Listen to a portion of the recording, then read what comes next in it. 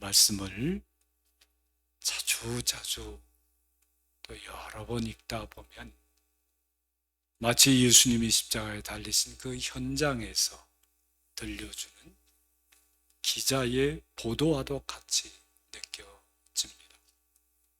그렇게 생생할 수가 없습니다.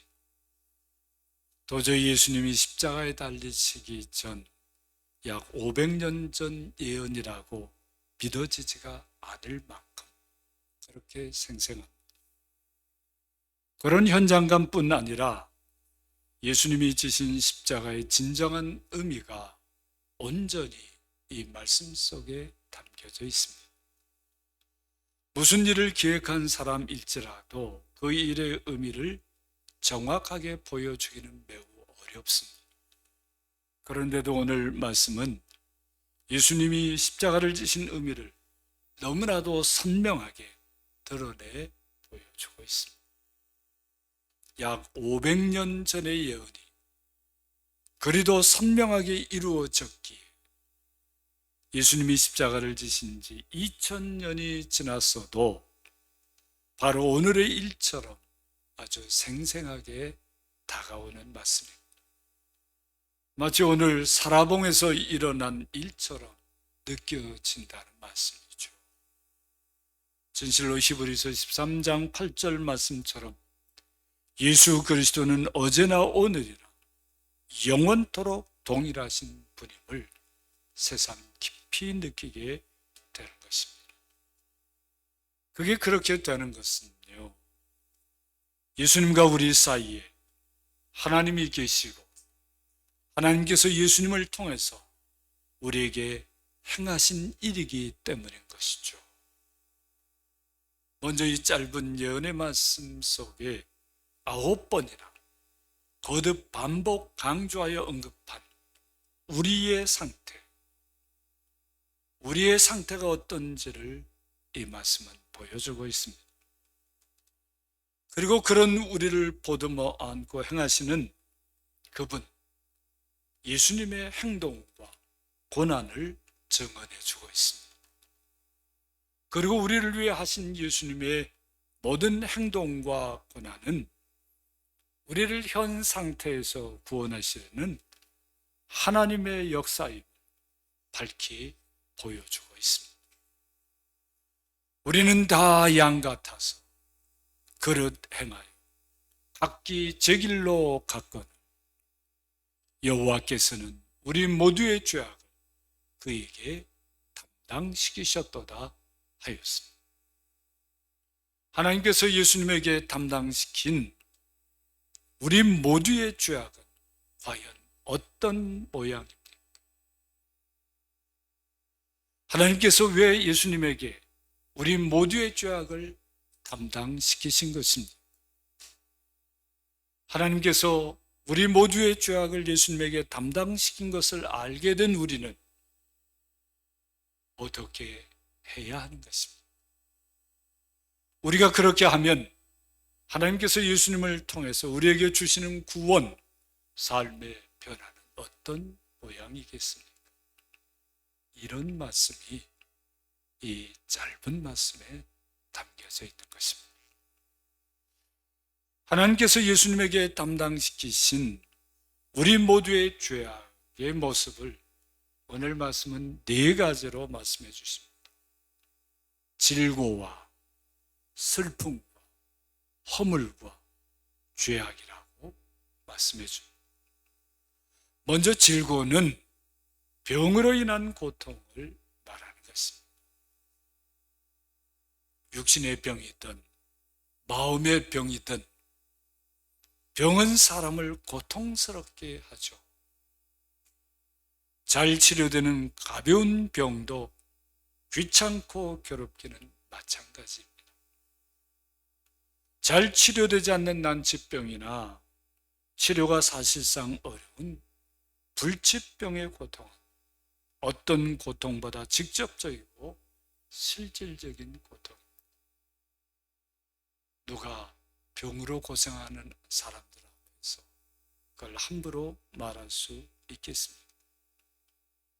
건강해서 아픈 곳이 없다고 해도 병에 걸릴 수도 있다고 하니 이 막연한 두려움은 실제 병 못지않은 고통을 안겨주기도 합니다.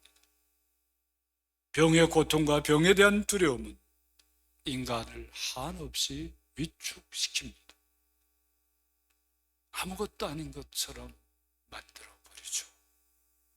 인간이 얼마나 연약한 존재인지 한탄 속에서 주저앉게 만드는 게 질고인 것입니다. 어떻게 인간은 그런 질고를 이겨낼 수 있을까요? 다음 슬픔은 슬픈 마음이나 느낌, 더 나아가서 정신적인 고통이 지속되는 것을 뜻하는 것입니다. 슬픔이란 건 그런 것입니다. 슬픔은 보통 마음과 성격의 문제라고들 얘기하죠. 그렇긴 하지만 단순히 슬픔이 마음과 성격에 국한되는 게 아닙니다. 환경과 여건에서 비롯되기도 하고요. 사회 구조가 갖는 근본적인 갈등에서 슬픔이 빚어지기도 합니다. 인간 존재의 근원적인 한계 상황이기도 해요. 무슨 말입니까? 사람은요, 그냥 내버려 두면 슬퍼질 수밖에 없는 존재라는 말입니다. 상실과 실패 속에서 주로 슬픔을 느끼는 것 같지만 잔치집에서도 슬픔을 느끼고 성공의 절정에서도 비애를 느끼는 것이 인간 존재이죠. 정말 인간이 어떻게 이런 슬픔을 넘어설 수 있겠습니까? 또 허물은 잘못 저지른 실수, 남에게 비난을 들을 만한 범법 행위를 의미하는 말이죠. 남들에게 알려진 허물만이 사람을 무너지게 하는 게 아닙니다. 아무도 모르고 심지어는 자신도 모르는 허물이 까닭도 모르는 중에 사람을 완전히 매장시키기도 합니다. 그래, 가장 무서운 사람이 누구입니까? 자기도 모르는 허물을 알고 있는 사람이라고 하지 않습니까? 허물이 있는 사람은 떳떳할 수 없습니다. 허물이 많은 사람이 너무나도 뻔뻔스럽게 활보하고 있기는 하지만 특히 선거철에 그런 사람들 너무 많이 보죠. 정말 사람은 그러면 안 되는 거예요. 허물에 대한 부끄러움을 잃어버리는 사람은 사람됨을 잃어버리는 것과 마찬가지인 것입니다. 어떻게 사람이 이런 허물을 지워낼 수 있을까요? 그리고 죄악은 죄가 되는 나쁜 행위를 가리키는 말입니다. 죄악은 사람을 철저하게 파괴하는 어두운 악마적 근원을 가집니다. 죄악은 사람의 존재의 근원이신 하나님을 떠나게 해서 하나님 없이 살게 만들죠. 나가서 적극적으로 하나님을 적대하며 거역하며 살게 합니다. 하나님께서 세우신 법도를 버리게 해서 부도덕한 사람이 되게 만들어버립니다. 또 자기만 아는 이기적인 사람이 되게 하고 마지막에는 자기가 자기를 적대해서 죽게 만들게 하기도 합니다. 이런 게 죄악인 거예요. 이를 위해서 사람이 하나님같이 되게 하고 하나님보다 더 높아지게 하려고 합니다. 바로 교만과 불신앙이 그 모습이죠. 그리고 그 방법으로 폭력이 동원이 됩니다. 개인의 폭력이든 집단의 폭력이든 말과 마음의 폭력이건 행위와 의의 폭력이건 폭력은 죄악입니다. 누가 누구를 사람이 사람에게 폭력을 행사하는 것은 어떤 경우에도 안 되는 것입니다. 그 중에서도 국가의 이름으로 하는 폭력은 가장 무서운 죄악입니다. 국가 폭력의 정점에 구테타와 포갑적 진압, 전쟁이 있습니다.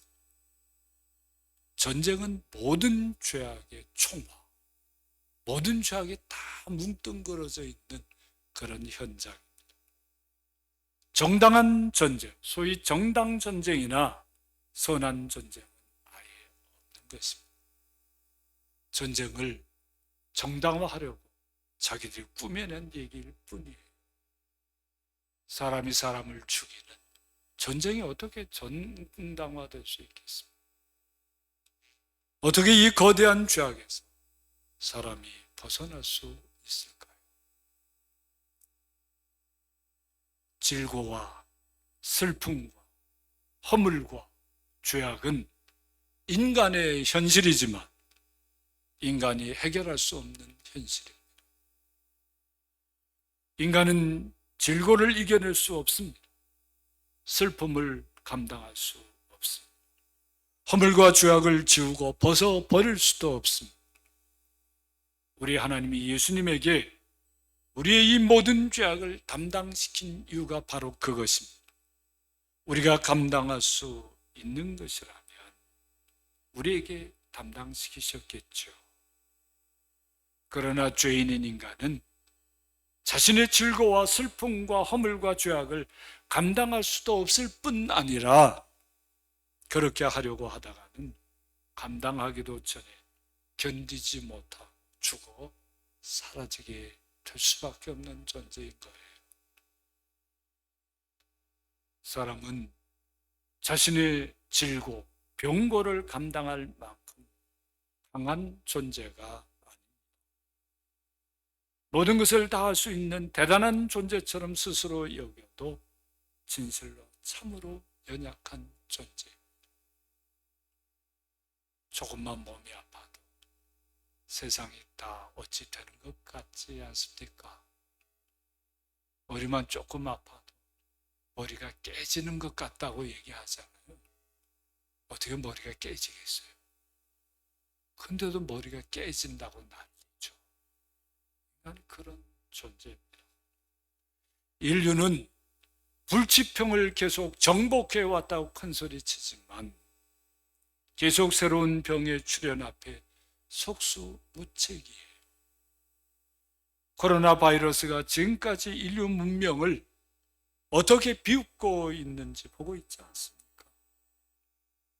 기후변화로 인해서 이제 듣도 보도 못한 어떤 질병이 어떻게 다가올지 알 수가 없습니다. 사람은 자신의 슬픔도 어쩌지 못합니다. 그냥 모른 척하고 외면하며 사는 것뿐이에요. 누구도 슬픔과 정면 대결해서 이길 수가 없습니다. 그게 우리의 진실이죠. 이긴 것 같아도 이긴 것이 아니지 않습니까? 슬픔의 자락은 어디인가 숨어 있다가 우리가 가장 연약해질 때 우리를 엄습해 와서 꼼짝도 못하게 만들죠. 당할 길이 없습니다. 슬픔은 인간이 감당하기 불가한 아픔과 한계라고 하겠습니다. 한두 가지 허물이 없는 사람이 없는 것처럼 허물을 스스로 떨쳐낼 수 있는 사람도 없습니다. 허물은 사람 존재에 남긴 상흔과도 같습니다. 깊은 상처의 흔적과도 같은 것이 지워지지가 않습니다. 그 징그럽고 부끄러운 허물을 어쩌지 못합니다. 사과를 한다고 해서 용서를 받았다 해서 없어지는 게 아닙니다. 죄악은 더더욱 그렇습니다. 그건 인간이 어쩔 수 없는, 저항할 수 없는 어둠의 권세와 같습니다. 죄악에 저항해 본 사람 그 사실을 너무나도 확실히 알죠. 죄악에 저항조차도 해보지 않은 사람은 그걸 몰라요. 저항해 본 사람, 그게 얼마나 어려운지 잘 알죠. 질고와 슬픔과 허물과 죄악이 사람으로서는 도저히 감당할 수 없는 것이어서 하나님께서 부어주시는 거부할 수 없는 은혜와 사랑만 사람을 거기서 구원할 수 있는 것입니다. 그래서 우리 하나님은 그걸 감당하실 수 있는 죄 없으신 예수님에게 우리의 모든 죄를 담당하게 하신 것입니다. 사람을 향한 지극한 사랑 때문에 예수님을 십자가에 내어주시는 가장 비싼 대가를 지불하시고 우리 대신 그 모든 죄악을 예수님에게 담당케 했던 것입니다. 하나님께서 우리를 살리시려고 구원하시려고 그리 하신 것입니다. 우리 사람은 다 양 같아서 다 그릇 행하였지만 실제로 양은 제멋대로 놀죠. 그렇지만 우리의 목자이신 예수님은 자신의 목숨을 십자가에 내주시면서 우리를 구원하셨던 겁니다. 오늘 우리 눈앞에 선명한 이 예수님의 십자가, 하나님께서 우리를 위해 베푸신 구원의 은총이며 사랑인 것입니다. 하나님의 이 은총과 사랑의 사람은 무엇을 해야 하는 것입니까? 예수님의 십자가 앞에서 사람이 해야 될 일은 너무나도 분명합니다. 먼저 자신의 질고와 슬픔과 허물과 죄악을 있는 그대로 인정하는 것입니다. 감추지 마세요. 없는 척하지 마세요. 그리고 그 죄악으로 어찌할 수 없는 자신이 우리 예수님에게 얹혀서 십자가에 못 박혀 죽는 것을 경험해야 하는 것이죠. 우리를 살리려 우리 대신 십자가에 못 박히신 예수님과 함께 십자가에 달린 것입니다. 이제 이 십자가를 바라보면서 저기 예수님만 덩그러니 달려 죽은 것이 아니라 저 십자가에 예수님과 함께 나도, 죄인된 나도 죽었음을 깨닫고 믿고 알아야 하는 것입니다. 그것을 위해서 성령님께서 말할 수 없는 탄식으로 여러분들을 안고 기도하십니다. 아무개를 불쌍히 여겨주십시오. 아무개가 이 사실을 알게 해주십시오. 예수님이 자신을 구원하시려고 십자가에서 저렇게 신음하며 죽어가는 것을 저가 알게 해 주십시오. 저가 그렇게 깨닫게 해 주십시오. 성령님께서 말할 수 없는 탄식으로 그렇게 기도하고 계시는 것입니다. 성령님의 그 기도에서 우리의 그 질고와 슬픔과 허물과 죄악도 예수님의 십자가에 함께 못 박혀 죽는 것입니다. 그렇게 예수님의 십자가에서 하나님의 은총과 사랑을 받아들여서 구원받은 사람의 모습은 어떤 모습이겠습니까? 예수님의 십자가로 인해 질고와 슬픔과 허물과 죄악을 벗어버려 평화를 누리는 모습이죠. 이게 그게 지나간 거예요. 이 평화는 하나님과 함께 사는 영생, 하나님의 뜻이 이루어지는 하나님 나라의 평화인 것입니다. 또한 예수님의 십자가로 인한 나음을 체험하고 치유받은 사람으로 살아가게 되는 것입니다. 가장 값비싼 평화인 것이고 어디에서도 누릴 수 없는 가장 온전한 치유의 은총인 것입니다.